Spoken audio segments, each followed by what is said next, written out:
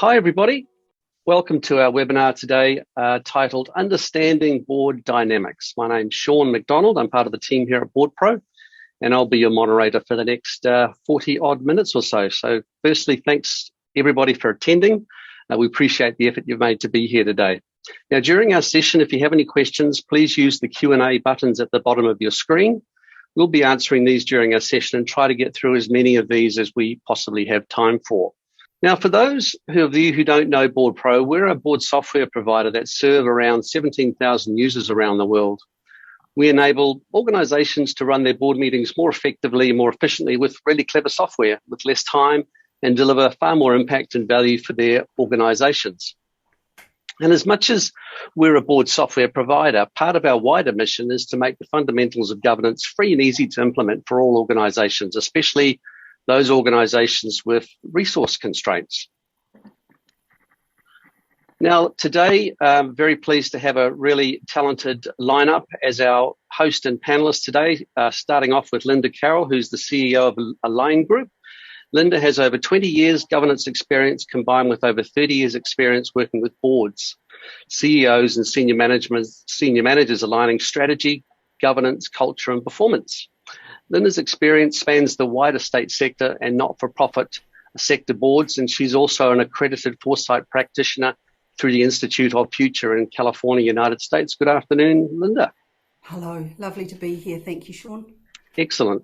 Mele Wendt has 24 years of governance experience. She currently serves on 6 boards, would you believe, including chairing the Community Governance Steering Group. In 2019, Mele became a member of the New Zealand Order of Merit for her services to governance, the Pacific community and women. Good afternoon, Mele. Good afternoon, talofalava tēnā tātou katoa. Thank you very much. Stephen Bowman is Managing Director of Conscious Governance and brings a great depth of experience with board reviews and strategic planning. Stephen has a wealth of executive and governance experience and has written over 14 books, would you believe, on governance and strategy. Good afternoon, Stephen. Martin Oxley, finally, is a professional director and advisor who provides governance support primarily to SaaS businesses that are expanding internationally. He has a technology-based career spanning over 30 years. Martin's had operational roles in developing offshore markets where he specializes in sales and marketing and legal frameworks for distribution channels. Good afternoon to you, Martin. Good afternoon, everyone. So for the next 45 minutes, just relax, sit back, listen, and add to the discussion by asking as many questions as you wish. The full recording of the session and the slide deck that we're presenting today, along with our white paper, will be sent to you at the conclusion of today's session. Now, before we start, I have a few poll questions that I'd like to just post out. This will enable our team to get a better feel for our audience today. So just bear with me a second as I release these polls.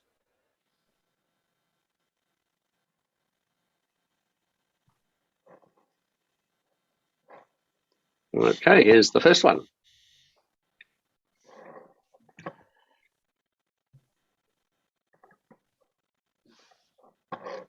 Well, that's a good mix of organizations we have today.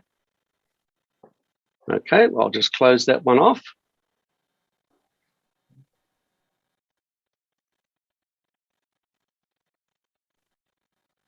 And we have one more. In fact, we have 2 more.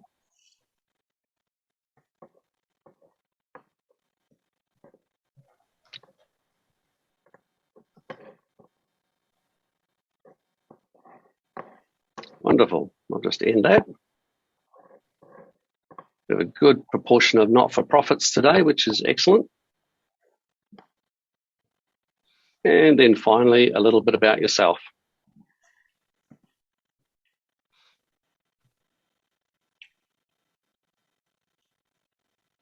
So we've got a good mix of chairs, CEOs, and board members, looks like. Some senior executives. Wonderful. Thank you, everybody.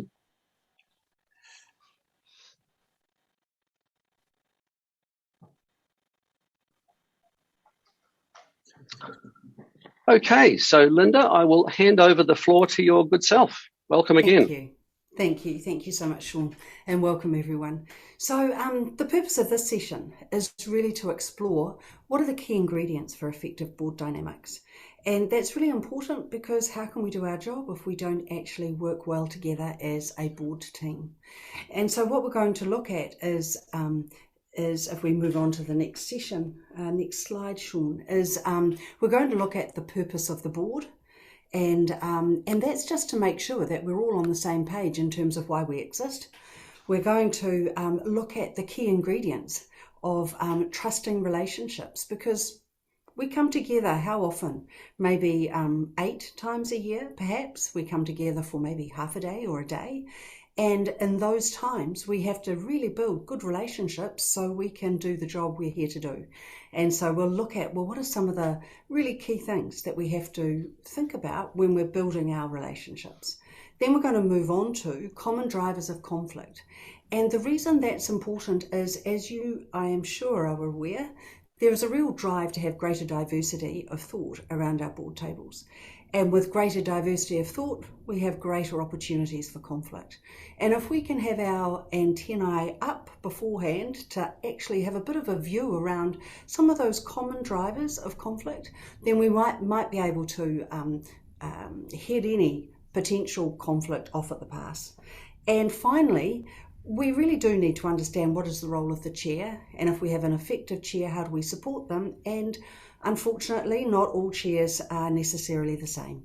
And so what do we do as a board member to support our chair when maybe they're on a journey to becoming effective themselves? So that's what we're going to cover off today.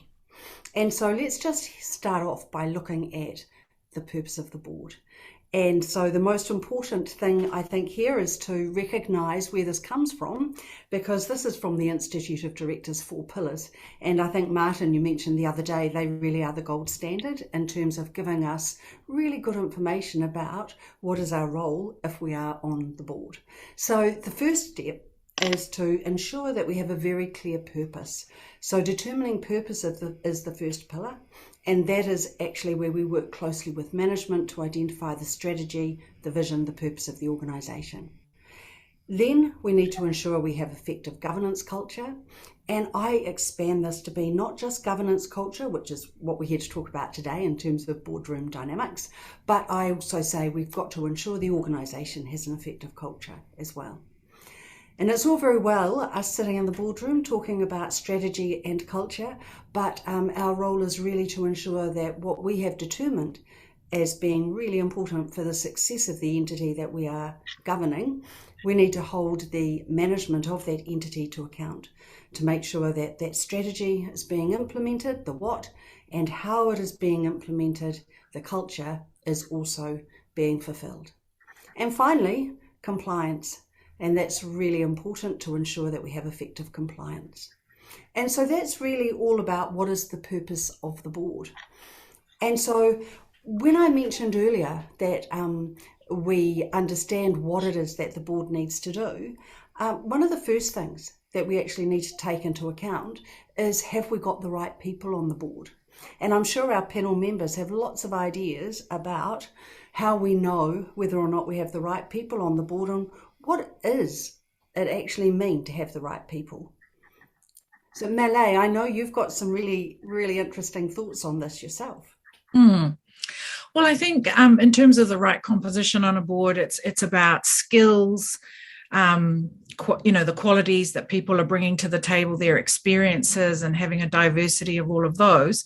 But it's also having the traits, the behaviors that are conducive to good governance. So I think it's really important that people have very good people skills, communication skills, they're good listeners, and have high levels of cultural intelligence. And I can talk about that a little bit later on if you like. But I think it's really important that people are coming with both their technical skills and knowledge, but also with the really desirable behaviors that we want to in order to work as a team, because, governance is a team sport. Absolutely. I think if I can just add to that as well too, one of the things that I found that chairs have told me is really effective, and it takes it down to one level about the individual person, is to actually have a conversation each year one-on-one with each of the directors about what they would personally like to get out of their next 12-month service on this board. So you start to understand from the individual where they're coming from. And diversity is about having different views and different ways of looking at things.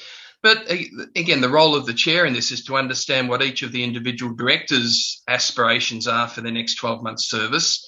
And at times you can head off some problems quicker rather than later if you understand that what they're saying they'd like to get out of it. I want to be able to control how the staff work. You can start to deal with that pretty quickly. So just a little hint that chairs have found quite useful. Excellent. Thank you. Maybe I could add one last thing to that, if you don't mind. Certainly, I agree with the opening statement there that, the greater the diversity, the greater the chance of conflict. If everybody is the same and thinks the same, there's going to be very little less conflict. But that doesn't mean that you get better decision making, and usually it means you don't. The difficulty with diversity means that you have to have better characters to be able to handle different people's perspectives. And my view in seeing this is this really isn't particular diversity. In a modern sense, the way a lot of people are talking about it is, male, female, or sexuality, or skin colour. But actually, most conflict in terms of diversity that I've seen is really driven by personality type, which has got nothing to do with sexuality, male or female, or skin colour or anything. It's the example I'll give you is there's quite a bit of, I'm all sure most of you have had kids at school and you've gone to parent-teacher interviews, you will find there is quite a difference between a maths teacher and a drama teacher, and that's diversity. And both have something to add to the table, but they're very diverse in the way they think. Thanks, Martin. Yeah, and so that's it. That's a lovely segue. Oh, can we go back a slide, Sean? Sorry. Sure thing. Yeah. So that's a lovely segue into that whole thing about we think differently. And so do you know that by the time you're around 30, the neural pathways that you've developed are pretty well set? And so that means that when you're given a complex problem, a board paper that requires a very important decision to be made, your way of thinking about that defaults into the way that you have thought for the last 30 years, or in some of our cases, the last 50 years. And the only way to actually change how we think and how we consider issues is for us to have robust debate and constructive challenge. And so what we're wanting when we're having diversity of thought on a board is we're wanting more opportunity for those conversations to take place. And what we've got on the screen now is from Pete Singhi. And I'm sure a number of you are aware of him, great management guru that he is. And he talks about how we get better quality decisions if we focus on dialogue rather than discussion. And so he talks about discussion as being where you put forward your point of view, and then you listen carefully to what other people are saying in order to respond and get them to come over to your side. And it really has more of a focus on winning, is how he's defined discussion. And he believes that dialogue is much more effective at providing great decisions. And he defines dialogue as being much more about sharing of ideas, approaching it from a position of what I call curious inquiry, but basically asking lots of questions, listening to understand, not listening to respond, scaffolding ideas, so building on each other's ideas, and seeking and receiving feedback on them. So you're basically working really collaboratively and engaging in robust debate and constructive challenge to get the best result. And that picks up on Martin's idea of that whole diversity of thinking actually provides us with great decisions. Now, if we think about it, I'm sure that we can all think of board meetings where we've had a lot of discussion happening, but it's the dialogue that is actually key to having great decisions, but it's also an opportunity for us to have a little bit more conflict happening. So, Linda, can I just react to that? I absolutely want to support what you're saying. You know, in Samoan culture, what you've just talked about there is exactly how we have our our discussions. We call it tala noa, Māori call it kōrero. This is how Māori debate issues on the marae. It's very much a fundamental practice to our decision making as Samoans and in many other Pacific cultures, and of course in Māori culture. This is exactly how we do things. Fabulous. Thank you, Mele. So one of the things that I also wanted to pick up here is that there is often a view that everyone has to agree, that consensus means everyone has to agree. So the whole purpose of discussion and debate in a boardroom setting is to get everyone onto your side so we can all agree. And it's not actually the case. Consensus doesn't mean we can all agree. Consensus means we can all live with it. It means we can go out of that door and we can publicly support it. It might mean that inside the boardroom, you have one person or two that might actually not agree. You could even have someone who wishes to have dissent recorded in the minutes to say they don't agree. But when they walk out that door, they will still publicly support the decision. And if we actually understand the rules in the boardroom by having a charter or some such thing, but if we all know the rules, then we can actually enter in really good debate, really good discussion, and know at the end of the day that when we walk out the door, we are all going to be supported in that. So I'll pause there, Sean. You might have some questions or... Stephen, over to you for comment. I think that whole notion of consensus is so powerful for boards to understand, Linda, because many of them think that they're there to make decisions, and those decisions everyone has to agree to, and that really hijacks boards and board meetings. We haven't decided, let's take it over to the next meeting. Oh, that didn't work, let's give it to a subcommittee.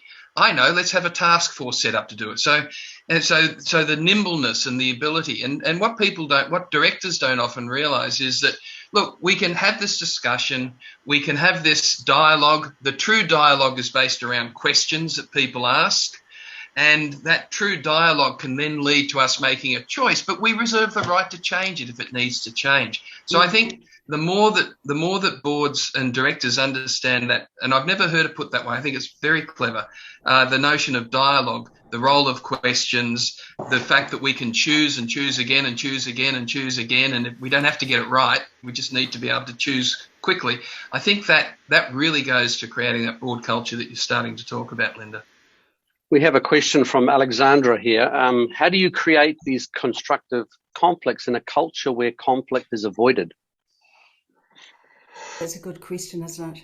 And I think there'll be lots of answers from the panelists. My view is maybe that it is to do with setting up the foundation and agreements. So as chair personally, I think that charters are a really good way to set the scene and make it completely clear what expectations are, and recognising that there is good conflict and poor conflict, and that good conflict is absolutely fine. And what does that look like compared to maybe those conflicts that aren't so beneficial? What do my other panel members think? Well, are you going to talk, Steve, or shall I? Oh, no, I'm taking a rest. The difficulty with when you have, and I can understand it from a cultural perspective and actually from personality types, avoiding conflict. The difficulty with avoidance of conflict is that making no decision or avoiding talking about the hard things is in fact still making a decision. It's making a decision to bury your head in the sand or to do nothing. Now, the way that I've seen that works best to stop that happening is the sensitivity of the chair to asking the right people in the room for their opinion and what their concerns are, and giving them the right and saying you have the right to disagree, you have the right to air worries about this if you've got them, and that it would be inappropriate if you didn't air these worries. You have to, quite a sensitive way. Thanks, Martin. We have another question in from Sanjay. How would you distinguish between consensus and group thinking? Stephen, have you got a comment on that? Well, group thinking is where someone says something and we all agree with it because we haven't put any thought into it and we haven't asked any questions about it. You cannot have group think if you are asking really good questions. And, you know, one of my favourite phrases is the gift of any board member are the questions that they're willing to ask that no one else thought of asking. It's very difficult to get into conflict when you ask questions, unless those questions are being asked to prove a point or prove someone wrong or to highlight a problem with someone's approach. A good question should unlock curiosity. Exactly as Linda was before, curiosity is what makes the board dynamics the most powerful you'll come across. If every director is willing to function from a space of curiosity, then the questions they ask will be from a space of curiosity. And that can never lead to groupthink. Consensus is where we agree for this point in time, this seems to be the best way forward, except for Joe and Harry that have said that they don't agree with that, but we've all agreed this is the way we're going to go forward. Great. Thank you, Stephen. Back to you, Linda. Okay. So if we move on then to look at one of the key things to actually being able to make good decisions must be around how well you're able to enter into robust debate and constructive challenge and ask those questions, and at the end of the day still feel good about the relationships in the room. And Charles Green has developed this trustworthiness equation, and it has 4 ingredients that make so much sense to me. And I first came across it in The Trusted Advisor by David Maister, if you're looking for its source. But so what I'll just do is run through what the 4 ingredients are, and then give you an example about how I've used it. And so what Charles says is that basically, if we're going to have trustworthy relationships, the first thing we need is credibility. And so that's all about owning the place that you have at the board table, your experience, your knowledge, the skills and background that you bring. So it's basically saying, I'm here, my value is such and such. And that is something when I'm leading inductions as a chair, I often do. We do introductions and we basically talk about, well, what I'm bringing to the table is. So everyone in the room understands what is the value of each person. The second one is reliability. And reliability is quite straightforward. It's reading the papers. And I know, Governance 101, read your papers, but you'd be surprised at how many people don't. So reliability, read your papers, contribute at the board meetings, and if you're chair of a subcommittee or you've taken on something on a not-for-profit board, you actually deliver it, and deliver it when you say you're going to deliver it. Now, the next ingredient is intimacy, and I know that's a strange word to have in a business context, and at first, you know, I used to say intimacy and then I'd quickly follow it up with the meaning as relationships. But, you know, after actually used this equation a couple of times to boards who are actually finding they're in a dysfunctional situation, I've gone back to using intimacy because that's what it is. It is about think about when you last built a relationship with somebody new and how you started off by doing the light once over sort of cocktail chat, and then you started to share a little bit more about who you are, about your personal circumstances, basically making yourself a little vulnerable. And when you did that, probably the other person shared a little bit about themselves as well and became a little bit more vulnerable as well. And trustworthiness is built on vulnerability. And so that's why intimacy is such a strong word to use here, where you actually allow yourself to be vulnerable. And self-orientation, all of this is underpinned by having no self-orientation or interest. Now, as company directors, I know that we all know that we have to act in the best interests of the entity, but that also means in the best interests of the board. And so it's about not being on a board because you think it's a stepping stone to something better, or it's a way to be able to self-promote on social media, which we see a lot these days. It's basically about doing what is best for the board that you have joined and what's best for the entity. And so I just wanted to share an example of when I've actually used this And I was asked to come and do a strategy session by a chair, and it was a newly merged organisation. And they had 2 meetings, and there was something that wasn't quite right. And they were working on their strategy, but she saw it as an opportunity for me to go in to actually help facilitate the strategy session and try to uncover, because she couldn't put a finger on it, what was actually going wrong. And I went in there and I was running the strategy session, and it became very clear to me very quickly that there were problems with 2 board members. One board member, every time we had a break, they went outside the room and were looking at emails and responding to emails or answering phone calls. Then at the end of the day, the board was meant to be going off for dinner and drinks and a bit more getting to know each other. And this person, at the end of the picked up their bags and said, "Lovely to see you all, really great meeting, got to run." So I'm sure you're all sitting there and you're thinking, oh, that's intimacy.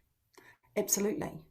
So immediately, this person wasn't prepared to share why maybe they couldn't go. They weren't prepared to take the time to get to know their fellow board members. If you don't know your fellow board members and there is conflict in the room, then you are much more likely to have trouble resolving it because you don't have that foundation of trust.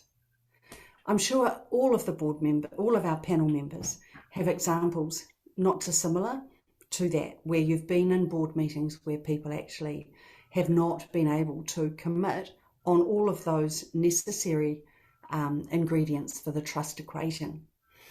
Yeah. I think one of the things that really helps there, Linda, is to realise that whatever someone does, they do it because it's a choice they've made. It's not because they're busy. It's because they've chosen not to be there.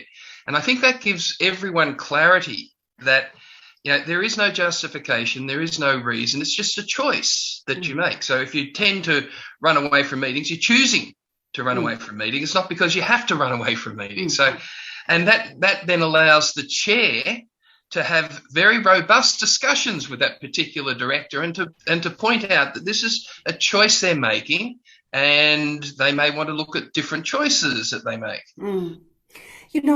The thing that really struck for me, Stephen, with this particular situation, when I spoke to the chair and talked through options for them and how to deal with this, was that if the person had decided that they couldn't attend because they had a commitment with regards to children, or a commitment with regards to elderly parents, or they had some other very sound reason in their personal life as to why they couldn't go, that would have been such an opportunity to build intimacy, but it was lost. Yeah. One of the other things that again, chairs have told me is a really good technique to use is how often when you join a new board, how often do they give you the CVs of all your board directors? Almost never. So just to know what their background has been, what they're not for anything other than you get to know them a little better. Oh, you were working in this area. You're working in agriculture. I grew up on a farm. So there's that sort of connection you wouldn't otherwise get. So having things like, pass everyone's CV out for new directors so they get to know. Use that as a connecting point. Yeah. The other great technique is, the declarations of interest in your standing interests register. That should be a public document anyway, but give it to all directors so that they know, oh, I see that you're working in this other area, that I know people that work in. So it starts that conversation off. I think Let's move into the... Go ahead. Checking in regularly with board members, in board only time, just to see what's going on for people. And so, if I've got a personal problem happening and I do have to leave early.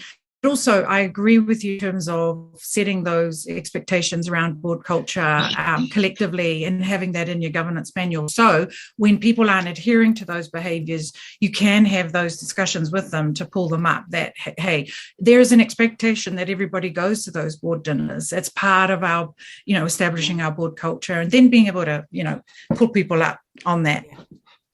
Thank you, Mele. Moving on to conflict, Linda. Martin, I think, was going to say something. No, you guys, I think you've nailed it. You carry on, Linda. Okay. So in terms of the common sources of conflict, as I mentioned at the start, one of the things is that if we understand why we sometimes conflict, then we can keep our eyes open for those potential areas of concern and deal with them early before they actually become issues. And so I don't need to them out, but I'm sure when you're looking at these common sources of conflict, you can identify examples of where you personally have experienced people operating from one of these areas. And I think that it really picks up also on Martin's earlier point about personalities and the way people are, because one of the things that that I have personally experienced as chair is where I had a board that perhaps could have moved to a groupthink situation, apart from one person who was a complete black hat, incredibly risk averse. And it got to the point where all of the board members would, as soon as this poor person opened their mouth, they would sort of sit back, cross their arms and roll their eyes. And I think that the thing is that those people keep us safe. And if we have a whole board who are innovative and excited about the possibilities of something new, we need people like that to pull us back to the reality of the situation, you know. And so it's really important, I think, that it's possible for the chair to have conversations individually with board members and talk through why that person is adding value and the impact that their behaviour is having. And we've got a few tips at the end of this session today where we talk about how do we have those hard conversations. And it's not only for chair, it could be for a board member as well. But I think if we have those common areas of conflict on our radar and are aware that the greater diversity on the board, the better, but that it does increase opportunities. Linda, I love the fact that you brought up the black question. What can sometimes be very powerful if you don't have that black hat sort of person on your board is when you've got an important discussion coming up, is you actually allocate that role to one of the directors so that they can take that on as a role. And that actually is quite interesting to see where they're able to look at things, not just to be divisive, but to actually look at possible other points of view. And that's one of the ways to make sure you don't get into group thinking. Thanks, Stephen. For boardroom dynamics, Linda. Great. So I think one of the things that we need to be aware of, we think about the chair a lot as the person who actually is the one that's driving the board. And I think we need to be aware that we do sometimes have chairs who are not as effective as we might like. And I'm sure that we can all think of times where perhaps the chair and the chief executive and that relationship is really important, but it can't be too close a relationship. It can't be that the chair and the CEO dominate meetings. Some of the things that we see when we're thinking about boardroom dynamics and we've got problems. So often if we're looking at how to improve a board, we might go in and observe a couple of board meetings. And these are some of the things that you see where people either talk over each other, or this person will only talk about the finances because they're an accountant, or this person will only talk about the legal risks or cybersecurity because that's their specialist area. Or the chair basically says, right, okay, so this is my view on it, and now we'll go around the room and see what everyone else thinks, and you basically rotate around the room. There are all sorts of things that indicate that we actually are having a few problems with how the chair is actually operating.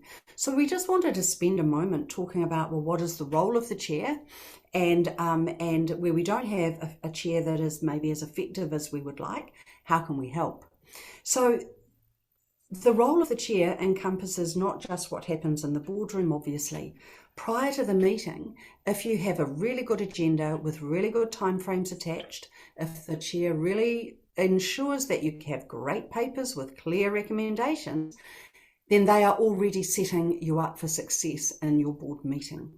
During the meeting, if you have a chair who really facilitates the conversation well, you will often find that you don't really know what the chair's view was about a particular issue or a particular recommendation, because they've thrown it out to the group and a great discussion has been had, and probably someone else has already put forward what the chair thought. So there's no need to actually repeat it. A good chair will actually pull together what has been said and pull it to a final conclusion saying what I'm hearing is this correct?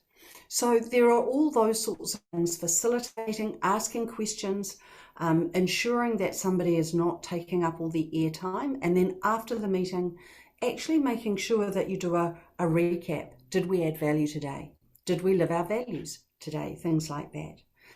So those sorts of things are really important, but we don't always get a chair who does them.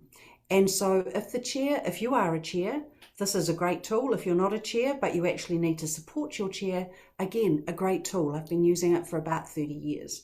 So the thing that we know is any conversation has two sides. It has how someone is actually feeling. So that's all about them and their feelings. The other side is to get the outcome. So if you are wanting to have one of those hard conversations about inappropriate behavior, think about the person. Think about how they'll be feeling when you give that feedback to them.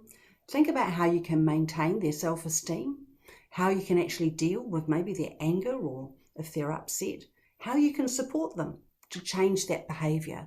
All the time remembering you're there to achieve your outcome. And so having a very clear agenda of the things you need to raise, how you're going to raise them, and how you're going to respond to that person and how they're feeling. But at the end of the day, you can't just leave it to your chair, because it can be, from my experience, a pretty lonely place to be. Okay, I'm sure the panel have lots of thoughts. Yeah, I have two questions actually from the audience, which I'll just put to the panelists now. The first is from Tim James. How much should the chair prefer their opinion? I mean, I'm going to jump in. I really want to reinforce Linda's point around the chair being the facilitator, not the boss. I'm going to add, not the boss, and that they should see themselves as equal partners, equal colleagues in discussion and decision making. So how much should the chair proffer their opinion? I think a really good chair will introduce an agenda item, somebody will speak to it or whatever, open it up for discussion, and then provide their perspective. But keep in mind that their perspective is, because this relates to the second thing too, that when the chairperson is really fixed on getting their particular outcome and not really wanting to, I suppose, guide the decision making to what they want, that's a problem. But I think the chair should see themselves as an equal partner and to not overdo their contribution or their steering decisions to what they want. We have a question in from John. What is the best approach when the chairman is fixed on his agenda outcome and is not listening to advice and dialogue from other board members? Stephen, you got to be on it. Well, just to say, this is one of the times where maybe the board member has to have a difficult conversation with the chair. Normally, a conversation like that with the chair would have to be outside the board meeting. Yes, absolutely. You wouldn't want to do it in a board meeting. Gosh, no. I agree. Well, you certainly wouldn't want to do it the first time in a board meeting. If they don't listen, you might have to bring it up in the meeting. But what I wanted to say, and I just put it up on the chat, is that people don't start out as good chairs or good directors or good leaders.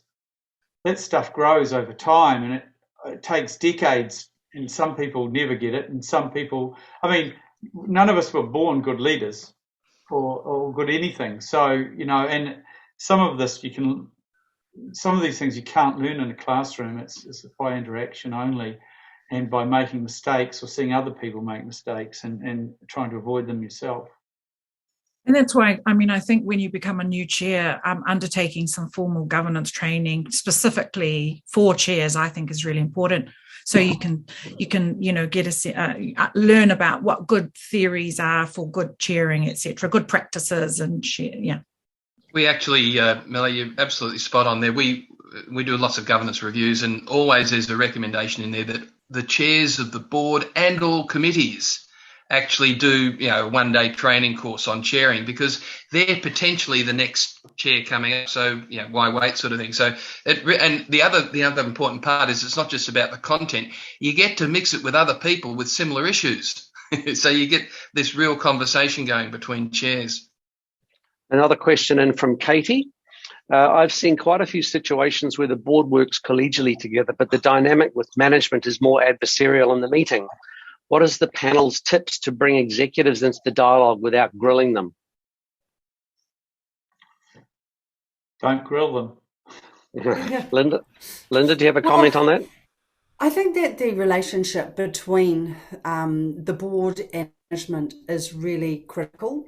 And I believe that you're working together for the best of the entity. So if we remember that we are always focused on what is best for the entity, then I've always worked on the basis that collegiality and collaboration is key, and it's much easier to hold management to account if you're open and transparent and make it very clear why you need the information you need. That's not to say that you don't become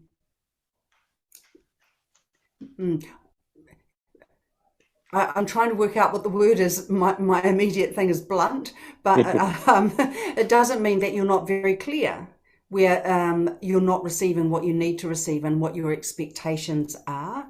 But if you're respectful and have integrity in what you're asking for, that to me is really important.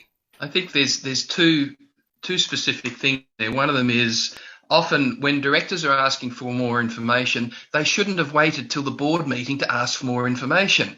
So one of the great tools that is very useful is 2 days before the board meeting, allocate a half hour when any director can call in to the chair and the CEO and say, look, I have an issue. I don't think I've got enough information here. Or I need some clarity in this issue. And then you issue that to all directors before the board. You shouldn't be wasting the time of directors in asking, I need more information in this area. You should be doing that prior to the board meeting. So there's first hint. The second hint is often the way board papers are structured, you give information which is not particularly useful to the directors. So, really, if I'm getting, as a director, if I'm getting a board paper coming up to me, I don't need to know all the background. I don't need to know the ins and the outs of it. In the end, I want to know, what are the 2 key things you want us to focus on? And what are the questions that we should be asking around this? So you can start to structure your board papers that actually facilitate dialogue rather than they have to get into the detail of nitty-picking. Thank you, Stephen. So that brings us to the end of our session today. We're right on 2:44, so we have just another minute left. So I'll just bring this home. Please feel free to connect with our presenters today on LinkedIn. I'm sure they will really look forward to your connection. Now, very shortly, you'll receive an email from us, which will include a video of today's webinar, the presentation slides, and our topic white paper from Linda Carroll.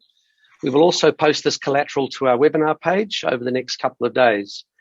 Thanks, everybody, for your attendance today. I hope you enjoyed the session. Thank you to Linda, Mele, Stephen, and Martin. Thanks, everybody.